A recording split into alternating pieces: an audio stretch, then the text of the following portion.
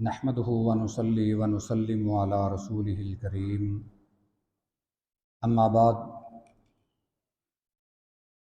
ام المومنین سیدہ عائشہ صدیقہ رضی اللہ تعالی عنہا سے مروی ہے کہ رسول اللہ صلی اللہ علیہ وسلم نے فرمایا، خلق کل انسان من بنی آدم علی 60 و 300 مفصل۔ آدم علیہ السلام کی اولاد کی تخلیق، پیدائش یہ 360 جوڑوں پر اللہ تعالیٰ نے کی ہے۔ من کبر اللہ وحمد اللہ وحلل اللہ وسبح اللہ واستغفر اللہ، جو شخص اللہ کی کبریائی بیان کرتا ہے، اللہ اکبر کہتا ہے،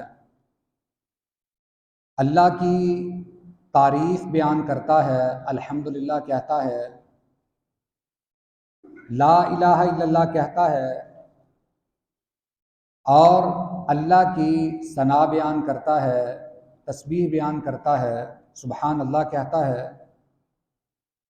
اور اللہ سے معافی مانگتا ہے، بخشش طلب کرتا ہے، وعزل حجرا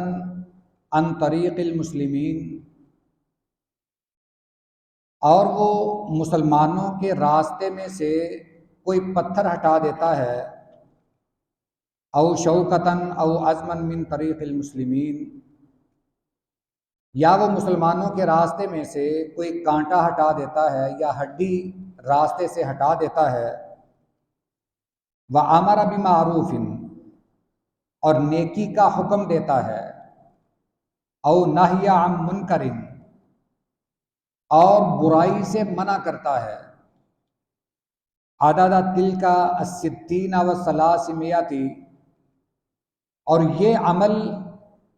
وہ 360 مرتبہ کرتا ہے، فَإِنَّهُ يُمْسِي يَوْمَئِذٍ وَقَدْ زَحْزَحَ نَفْسَهُ عَنِ النَّارِ، وہ شخص اس دن شام اس حال میں کرے گا کہ اپنے آپ کو جہنم سے آزاد کرا لے گا۔ یہ مسلم شریف کی حدیث مبارکہ ہے۔ امام نسائی نے اپنی السنن الکبریٰ میں بھی یہ روایت نقل کی ہے۔ اس میں 8 چیزیں نبی کریم صلی اللہ علیہ وسلم نے بیان فرمائی، اور فرمایا کہ انسان کی تخلیق اللہ تعالیٰ نے 360 جوڑوں پر کی ہے۔ انسان کے 360 جوڑ ہیں، اور فرمایا کہ یہ جو عمل آدمی کرتا ہے، سبحان اللہ، الحمدللہ، اللہ اکبر، سبحان اللہ، لا الہ الا اللہ، استغفر اللہ، اس کے ساتھ ساتھ وہ نیکی کا حکم بھی دیتا ہے، برائی سے روکتا ہے، اور راستے سے کسی تکلیف دہ چیز کو ہٹا دیتا ہے، اللہ تعالیٰ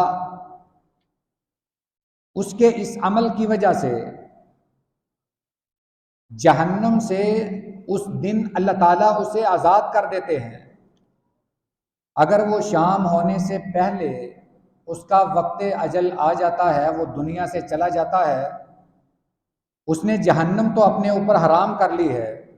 مطلب یہ کہ وہ سیدھا جنت میں جائے گا۔ اب رہی یہ بات کہ 360 جوڑوں کے بدلے میں یہ عمل 360 بار ہی کیا جائے۔ اگر ہم یہ شمار کر لیں تو یہ کوئی عمل مشکل نہیں ہے۔ یا تو یہ جو 8 چیزیں بیان ہوئی ہیں، 5 وظیفے ہیں، سبحان اللہ، الحمدللہ، اللہ اکبر، لا الہ الا اللہ، اور استغفر اللہ،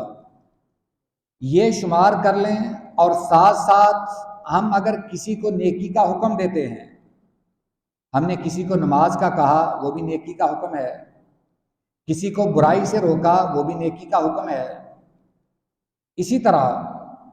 ہم راستے سے کوئی تکلیف دہ چیز کو ہٹا دیتے ہیں، راستے میں جاتے ہوئے ہمیں کوئی پتھر نظر آیا، کوئی اینٹ کا روڑا نظر آیا، کوئی کیل کانٹا نظر آیا ہم اسے راستے سے ہٹا دیتے ہیں، تو یوں سمجھ لیں کہ ہم نے اپنے اس جسم کے 360 جوڑوں کا صدقہ ادا کر دیا ہے۔ ایک اور حدیث مبارکہ میں اس بات کا ذکر ہے کہ انسان اپنے ان 360 جوڑوں کا صدقہ ادا کرے۔ صحابہ نے عرض کی اللہ کے رسول اتنی طاقت کس میں ہے؟ آپ نے پھر فرمایا کہ اشراق کی نماز پڑھ لے، یہ نماز اس کے 360 جوڑوں کا صدقہ بن جائے گی۔ یہ عمل ہمارے لیے اللہ تعالیٰ نے ایک کرم فرماتے ہوئے نازل فرمائے ہیں، وگرنہ یہ چھوٹے چھوٹے اعمال ہیں،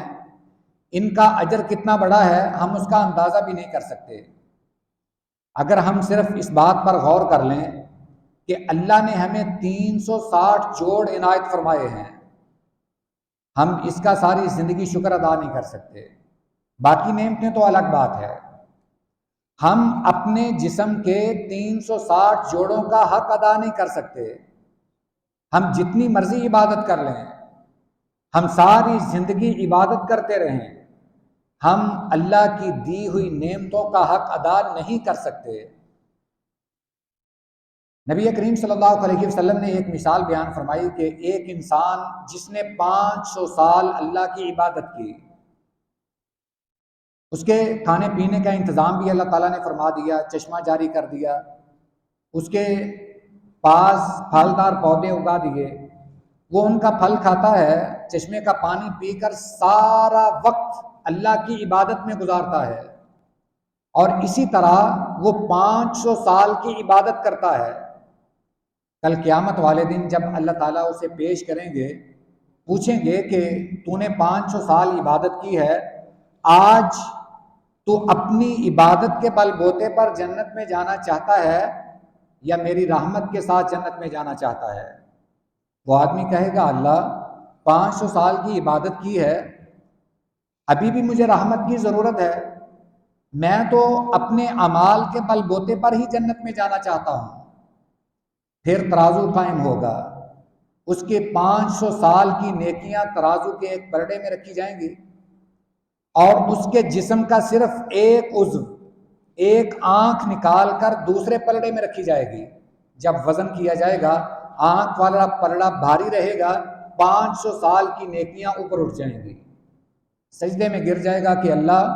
500 سال کی عبادت کرنے کے باوجود بھی صرف میں تیری ایک نعمت آنکھ کا حق ادا نہیں کر سکا، تو یہ باقی تو مجھ پر اور بھی بہت ساری نعمتیں تھیں،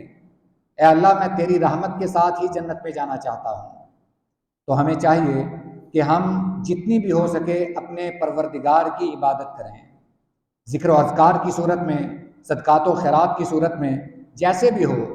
ہم حق تو ادا نہیں کر سکتے، مگر کوشش کر سکتے ہیں کہ ہم اپنی عبادت کے ذریعے اپنے اللہ کو راضی کر لیں۔ اللہ اس کی ہمیں توفیق بھی عطا فرمائے۔ وآخر دعوانا ان الحمد للہ رب العالمین۔